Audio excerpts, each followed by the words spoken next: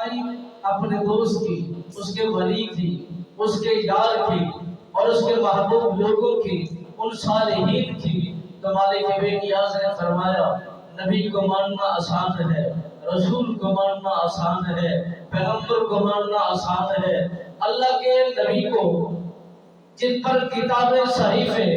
اور کتابیں اتاری گئی ہیں ان ساروں کو ماننا آسان ہے۔ دشواری کس بات میں ہے کہ اس بات میں ہے جو اللہ کے ولی ہیں، جو مقرب لوگ ہیں، جو صالحین ہیں،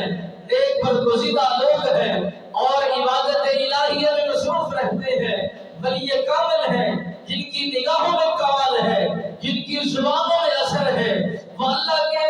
محبوب لوگ ہیں اور برگزیدہ لوگ ہیں۔ اور ہر ولی کسی نہ کسی پیغمبر خدا کے قدموں پر ہویا کرتا ہے، کسی نہ کسی نبی کے قدموں پر ہویا کرتا ہے، کسی نہ کسی نبی کے طور طریقے کو اپنایا کرتا ہے۔ کوئی نہ کوئی ولی کسی نہ کسی پیغمبر خدا کے ہر اصول کے مطابق عمل کرنے والا ہوتا ہے، مگر میرے آقا نامدار صلی اللہ علیہ وآلہ وسلم سرکار نے فرمایا یہ ولی ولایت کا جو سلسلہ ہے یہ نبی آخر الزمان صلی اللہ علیہ وآلہ وسلم سرکار کے دور کے بعد یہ شروع ہو گیا۔ دور تو پہلے سے آ رہے ہیں، ہر نبی کے دور کے اندر ولی آیا، ہر نبی کے دور کے اندر ایک مقبول مرد مجاہد آیا، جس طرح کہ حضرت سلیمان فاضل حضرت سلیمان علیہ السلام سرکار کے دور کے اندر عاصم بن برخیہ وہ ولی کامل تھا، وہ بہت بڑا اللہ کا مقبول مرد مجاہد تھا، جس کو مالک بے نیاز نے بڑی شان عطا فرمائی، بڑی طاقت عطا فرمائی، بڑی جرأت عطا فرمائی، بڑی عزت عطا فرمائی، بڑا مرتبہ عطا فرمایا۔ اور پھر اللہ کے اس نبی کے ساتھ ان کا کلمہ بھی پڑھتے ہیں، انہی کے دین کے اندر شامل بھی ہیں، انہی کی وفاداری میں بھی ہیں، انہی کے صحابی بھی بنتے ہیں اور انہی کے غلام بھی بنتے ہیں، انہی کے دور کے اندر ولی کامل بھی بنتے ہیں۔ عاصم بن برخیہ جس کو مالک بے نیاز نے اتھارٹی عطا فرمائی تھی، یہ طاقت عطا فرمائی تھی، یہ جرأت عطا فرمائی تھی کہ جتنا وہ جنات کے سردار اتنا کام نہیں کر سکے تھے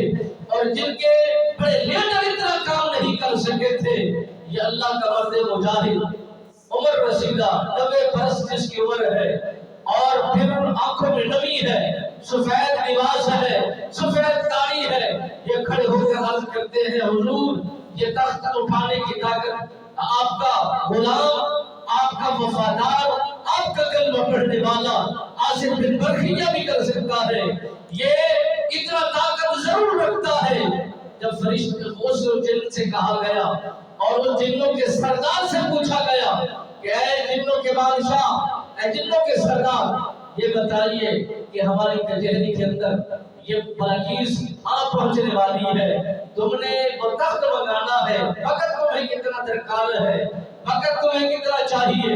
عرض کرتے ہیں حضور آپ کی محفل برخاست ہونے سے پہلے میں تخت منگا سکتا ہوں، میں وہ تاج منگا سکتا ہوں، میں وہ بیٹھنے کی سیٹ منگا سکتا ہوں۔ اللہ کے نبی